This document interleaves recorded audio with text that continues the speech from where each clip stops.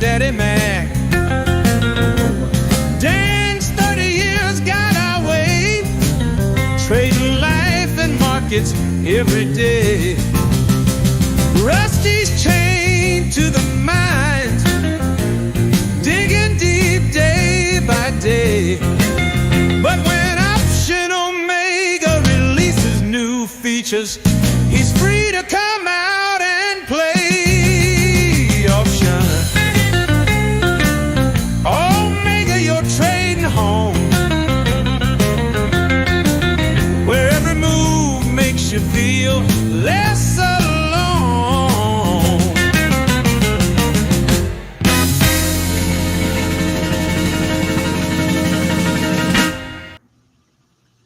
Morning, everybody. Hope you're well. Good morning. Morning. What's the temperature where you're at? Hot. Yeah. So we've got this local country radio station in a suburb of a suburb. Okay. And there is a man who's got some mental challenges. And every morning they have him do the weather report, and they say, "Hey, what's the weather?" And he just goes, "Hot," or "cold," or "rainy." And people, I mean, listen, that's the weather. So I'm just in the spirit of a simple weather report, simple meaning one word. How's the weather? Hot. 2 words. Hot, human. Yeah. Hot, humid. 3 letters. I'm over it. 3 words. I'm over it. I'm struggling with the talking today, but I think you get the point. It's affecting me mentally how long this summer's been. How you guys doing? Good. You know, it makes me think of in Chicago during the years back in the day, they had this guy, John Coughlin, because I think they realized that the weathermen were wrong more than 50%. It was like a horrible back tester. Yes. But there you go. Still got to do weather. You know, in Chicago, they were wrong so much. So they went to the model of entertainment. I mean, he would like sit there and put his legs up and roll around and do, you know, whatever it took to get a laugh, to get your focus off the fact that, you know, he's wrong. It'd be one thing if you live in Florida. You know, it's like, how do you even hire a weather guy? You can get someone to come on and just say every day, 70, 75, 70, right. 80. Chicago, at least a little more challenge, you know. It's no repercussions, right? No repercussions whatsoever. And I mean, it's like having a bad back test and, you know, going with it every day. Trying to bring in that analogy to weather. Yeah. In California, a lady at the conference said, yeah, sometimes it just kind of gets boring. All 70 degrees every day, sunny. And she said, at least you guys in Tennessee have 4 seasons. I said, have you felt any of the other seasons besides yours before? They're not great. They're not great, you know. But the good thing about one thing about San Francisco that you like, do they even use air heating out there, Troy, or air? I mean, do they need any? I mean, because it is like the perfect weather. Yeah, I know I have some friends in Oregon on the coast, and they said that up there is almost no house has AC. Wow. No, that they don't have AC. AC. Okay, AC. They have heaters. That's right. AC. Yeah. But he said it can be a trouble if you that random day where it is 90 degrees. Yeah, it can get rough. So there's an argument to be made, really, that the only reason the South grew, you can see a kind of a timeline of AC development to southern United States growth, like population and GDP. Population. Fascinating. I mean, the South was kind of uninhabitable parts of it before AC, really. I mean, it is stretches. So AC, I like that for a headline. AC developed the South. AC developed the South. that was part of Reconstruction. And think about how Disney World was a swamp, right? I mean, literally a swamp. And if you've been in Disney, just our international friends, Disney World's not in Georgia, it's in the South, but Georgia is a lot of Georgia is a swamp. Into Alabama, Louisiana, Louisiana, New Orleans flooded because it's lower than sea level. It's a swamp, and who wants to live in a swamp in July? It's tough. It's tough. Those guys who do the alligator wrestling on AMC do. That's right. The bugs are the heat is one thing, but really swamp creatures in general, swamp insects. Yeah, there's some nasty insects down here. Quick question: Where is Alligator Alley? Is that? Didn't you go there, Troy, with Nolan? Alligator Alcatraz? No, we didn't go to. No, not Alligator. No, in when you were in Florida, don't they? Is it like Gainesville or somewhere where you have your swamps and stuff out there, and people get eaten by alligators and stuff, or crocodiles? Or I see a place called Alligator. Oh, Alligator Alley might be in southern Alabama. It's a so no place in Florida where they have more like swamps and. Oh no! I mean the Florida Everglades. Yeah. Everglades. That's the word. Yeah. We went to the Everglades, and I mean, yeah. If you get in the water there, I saw a funny video a couple months ago of this lady in New Orleans or in Louisiana, and she's like, how to tell in Louisiana if the water you're in has gators in it, and she walks to the water, and she said, "Is it wet?" Okay. Yeah, there's gators in it. And that's the case. I mean, you hear these stories like a bunch of we went to a place that was an alligator kind of rescue habitat. And they said like almost 100% of these alligators were found in pools in Florida.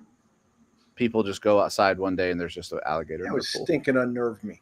Yeah. Just a friend going for a swim, guys. Yeah. Let me ask you, Matt and Troy, quick question. What would unnerve you more? Okay, you got three creatures. Bears of Tennessee, or maybe California. You've got your alligators, crocodiles from the south. But then we were in San Francisco at the beach. They had signs all over the great white shark. Which would unnerve you more? Gators, no contest. I mean, they're really. Really? I am like Indiana Jones with alligators. So it's gators more than bears and white shark. Great white. I have a friend in Tennessee, actually unrelated to Option Omega, a friend in Tennessee. He was telling me he lives in the Smokies, and said I was working on my car the other night, and I looked up and there was just Mama Bear and her kids. Yeah. Wow. No, don't mess with Mama. You can't. I mean, that's the worst situation. But I'm not afraid of a black bear. I mean, so it's tough. I'm not as afraid of a black bear. Now I'll go hiking in the Smokies, and it'll make you think. Like when you're on a trail by yourself, there is a part of you that's like, this can get bad. But in general, like I've seen bears. I go fly fishing out there. I've seen bears. I've seen snakes, stuff like that. Black bears just don't get that big, and I'm what you call a papa bear, and myself. And so, but great whites to me are, do you swim in it? No, you don't swim in it. If there's a great white, but where Dana and I were, children are. So that's what. Yeah, right. But listen, there's only one answer to this in my mind. A grizzly bear. I don't want to be within 500 miles of a grizzly bear. Grizzly bears are the most terrifying creature on God's green earth. Dan, they're faster than you. They can climb higher than you. They can crush you. They can eat you. They can claw you. And they're vicious. What's the difference between a grizzly and a black bear? Is it just size? Or? It's a huge amount of size, like 700 pounds difference. Oh, my goodness. Okay. Yeah, they're huge. Now, we talked about this at the cigar shop for like 3 hours one night. Polar bear versus grizzly. Polar bear will actually hunt a human. Really? Yeah, they will. Yes. Grizzly bears are not trying to kill humans. Polar bears are they're the apex, right? Like they're one of the few bears that view humans as prey, right? Yeah, because they're so. I mean, polar bears are just going for anything at that point. So polar bear, but I'm not afraid of a polar bear because You know how I beat a polar bear? I ain't going to Antarctica. That's right. That's right. Yeah. You know how you Okay, win the so- fight? You don't ever get in it. Yeah. Good luck. Good luck flying to Tennessee, polar bear. Guys, I have a confession to make. This whole show, I've been distracted. I've been trying to find something because it directly relates to our discussion and our audience about air conditioning.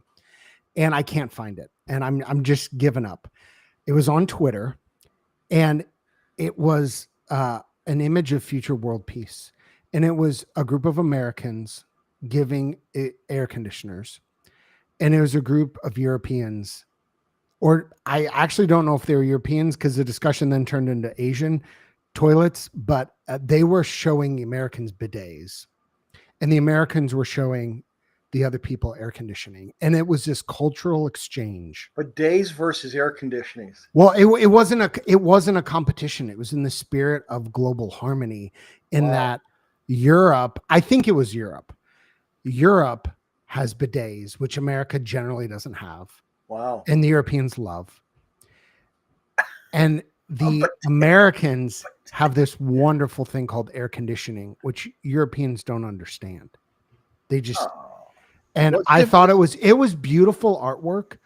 And I tried to find it for 20 minutes while I was talking, and I just couldn't do it. So I'm sorry, but I'm going to try to find it. They can keep their bidets. I mean, we're not giving up. Chat listen. might come out hard on this. A bidet is wonderful because here's the thing.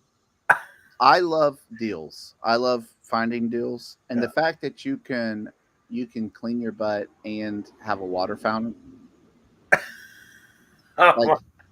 Oh my! Those two things. Oh no, we know where Troy stands on this. Chat, help us out. Somebody in the chat is going to extol the virtue of a bidet. I mean, listen. See, that's how someone from Tennessee look at a water fountain and the cleaning. Yeah. The cleaning device. Oh right. My goodness. Well, listen, guys, we could probably keep talking about that for 50, 60 more minutes, I imagine. But it would be riveting. Bidets for 60 minutes. Yeah, bidets for days. We talked about a 923 DC yesterday, and Papa Bear. Am I a black bear? Am I a grizzly bear? Depends on who you ask, and how mad I am, I suppose. But I went to testing town last night, and I'm gonna confess something to you guys. Where this is a safe space. Matt confessed. I'm gonna confess. All right. Matt and I and Dan, we just looked at a test, and I told them, I said, by the time I show them the Friday version of this test, I almost don't want to share this one. I just want to trade it myself. And in the spirit of goodwill, in the spirit of sharing, I will probably make a better version than I have now and not share it. But the one that I was talking about right then, I might share it. So Friday, this test is going to get better. So we've been talking about 923s. We looked at a test going back from 2017, and we want to try to improve on it. Now, real quick, Dan, can you talk about that width? Because 923, there's no magic number to 923.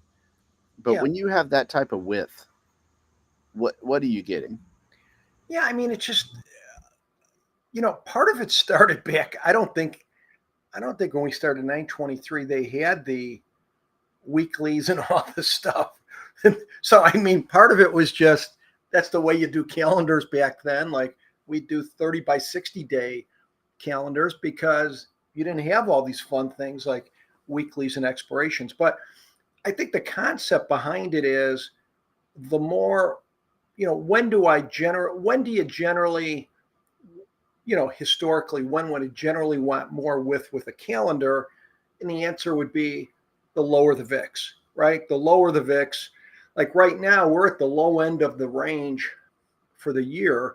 If you take out the April crazy numbers for 4, 5, 6, 7 days, the VIX range for the year is roughly late 14s, let's call it 15 to maybe 22. That's the range for the year. So we're at the low end of the range. Could we hit this? Could we hit that? Yes. But at this range, I'm more comfortable putting some distance between the long and the short, taking a little more volatility risk or, on these trades, especially a little bit longer duration. I mean, generally, right, with DCs, people look at, and I agree, shorter term ones, all under, would you say, Matt and Troy, under maybe 8 days. But there's from a diversification standpoint, and I like those, the shorter ones that you're putting on.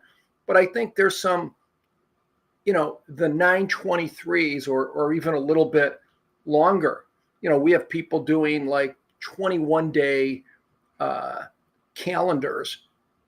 And because you get less skews as you go further out, right? As you start getting to 15, 20 days, people talk about skews.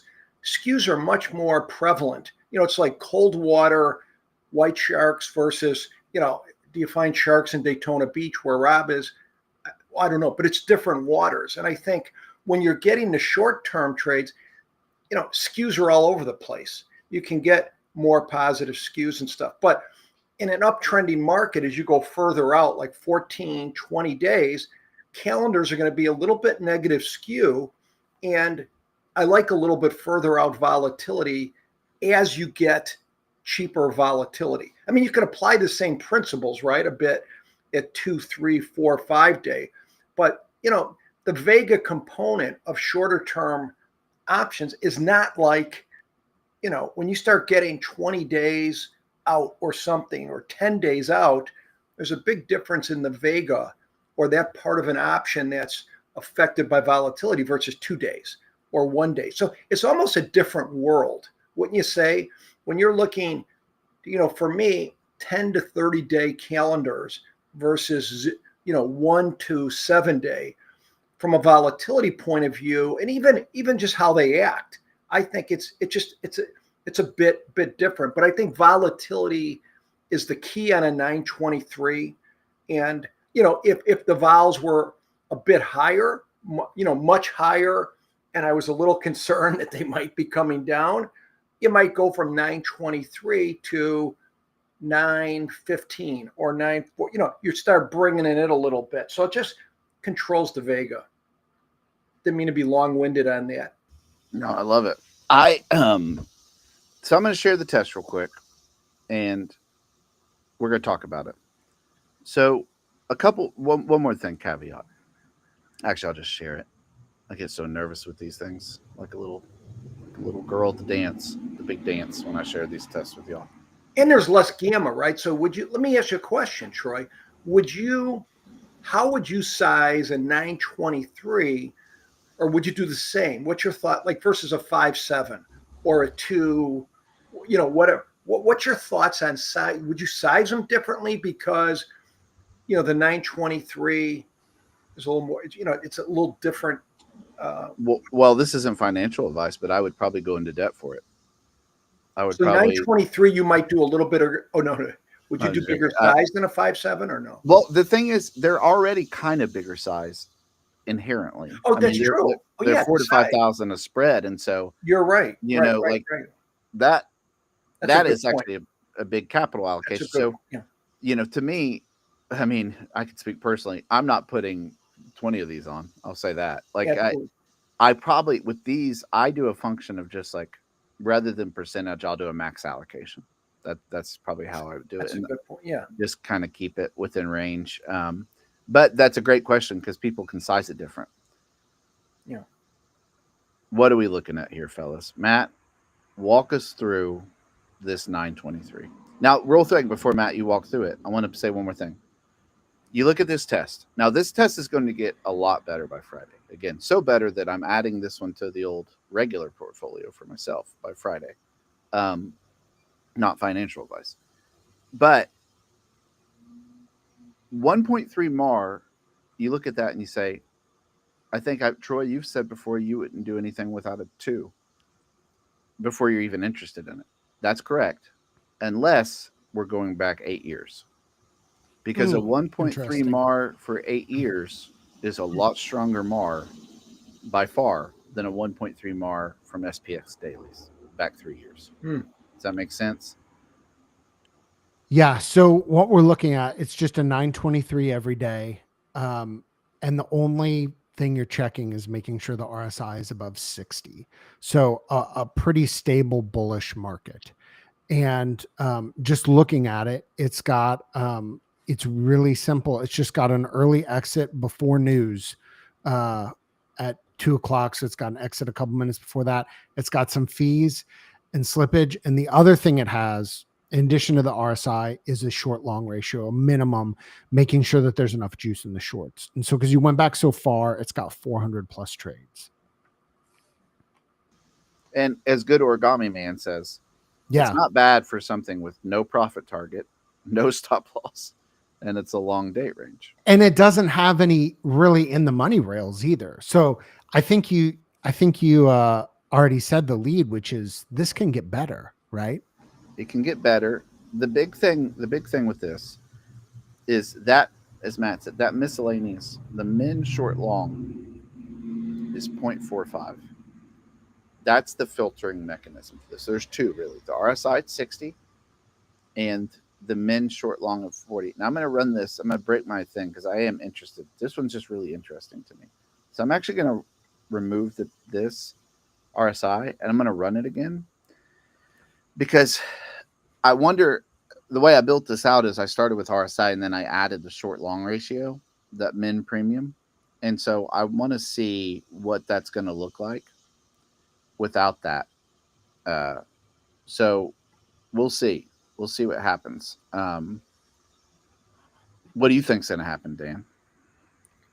To take out the min thing? Yeah. Like, do you think one would be enough, or do you think that RSI helps? I don't think the RSI helps that much. Maybe I'm wrong. I could be wrong too. We'll see. I mean, I don't know. It's on there. It might help. It might not. We'll see what happens. You'll probably get more occurrences. Oh, more occurrences. I see what you're. Yeah. Yeah. And with more occurrences, with great power comes great responsibility. You know, you'll either get burnt a little bit more, yeah, or you won't. But we'll see. And you say, man, man, that's high delta. Do you and Matt normally go? Would you say ever into the area of 28, 29 delta for your shorts for a DC? Would you say most of the time you're under that, or? I thought I was, and then I look back at because I didn't want too correlated a thing to a 923 already trade. Yeah. And I didn't realize I'm actually, the answer is no. I usually am like 17, 18 deltas on the 9. Oh, so you're low on those. Yeah. Okay. Yeah. So this one's a little, I mean, once you're getting into 29 delta, that's 9 days out. That's pretty, okay. So not as good. Yeah, not as good. Okay. Now, why? Well, because you're taking 1,400 trades. You're taking 1,400 trades, and over time, your losers, just get worse and things like that. And so I think we're going to put that 60 back on there as we did it. But it's interesting. So let's look at the trade log real quick. What's interesting about this is, I mean, it can go on absolute tears, as you see. Jeez. I want to make sure I'm not filtering out losers. It can go on absolute tears. And you can definitely get periods where you'll lose a couple in a row as well. You lose 2. You got 3 there. But overall, I mean, when you're winning 71% of the time, you're just winning a lot more than you're losing. Right? And so let's just look at the latest example. Last time it would have been put on. So July 30th. And you put this on, price is $63.81.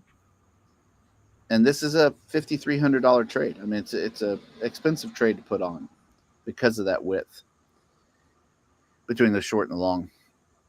And you got out the day before, 158, and you are within the strikes. So, I mean, you're still there, but you're kind of approaching 15 points away. You're kind of approaching the short. And so, yeah, you go down a little bit. You go down, you lose about $11 at its low, the drawdown.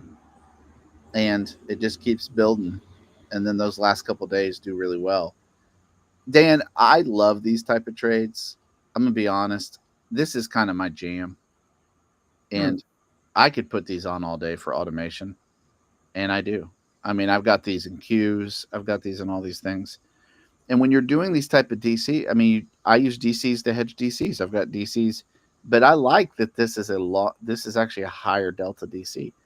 Could actually be like the first layer, whereas before I had 15 delta for the first layer.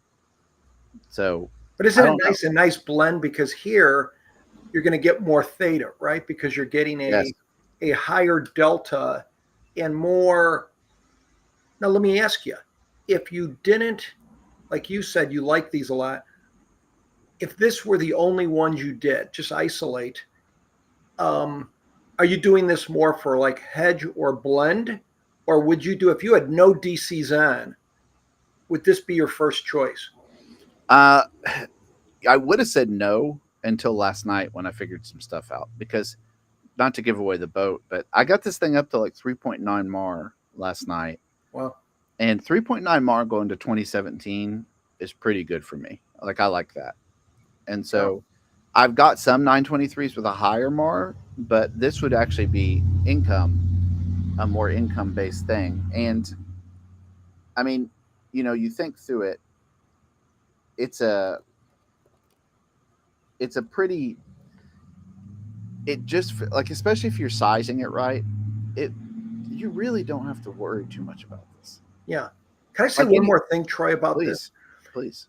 The other thing, what you notice is now we get into the world of, I'll just call this topic theoretical Greeks versus actual Greeks. Absolutely. And when you have, it's like double diagonals. We were doing some double diagonals that might be 3 days difference between the long and the short.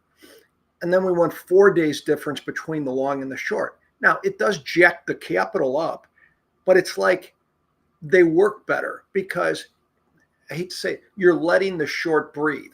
If you have let's just give an example. If you had your short on a Friday and your long on a Monday, those options on Monday are decaying almost as fast. They're kind of smothering the decay, right? Whereas when you have a little more distance between the long and the short, yes, it's more expensive, but it lets those shorts breathe a little bit and it releases, somebody said this, it releases some of that, extrinsic value stuff. So, I think that's, and people who will trade DCs all the time, right? Because sometimes you look at the theoretical theta, especially on something you get out to 8 or 9 days, it looks like, mafia money, right? When you look at 8 or 9, the theoretical is like, 15% in a day, the theoretical potential P&L, but in reality, it ain't happening like that usually, right? So I think it's just good to, and that's why it's nice to try some different durations and see, but, this can be painful, if the VIX drops 3 points in a week or something like that, because you definitely have more extrinsic value or Vega component. Yeah, for sure. Well, I think this is a good test. I think it's going to get a lot better. So I'm excited about it. I think these are fun. It'd be interesting to see if we could find an equivalent for small account challenge. But sounds like a challenge for the chat. For the chat. But yeah, I put it in there, put the test in there. We'll keep going. So tomorrow, be Dan and I. Thursday, we've got a very special guest, Matt. We'll let you know that tomorrow, and then Friday we're back to finish this baby out for the week. Exciting! So, exciting. Yeah, I'm looking. Well, listen, you guys have a great day. We will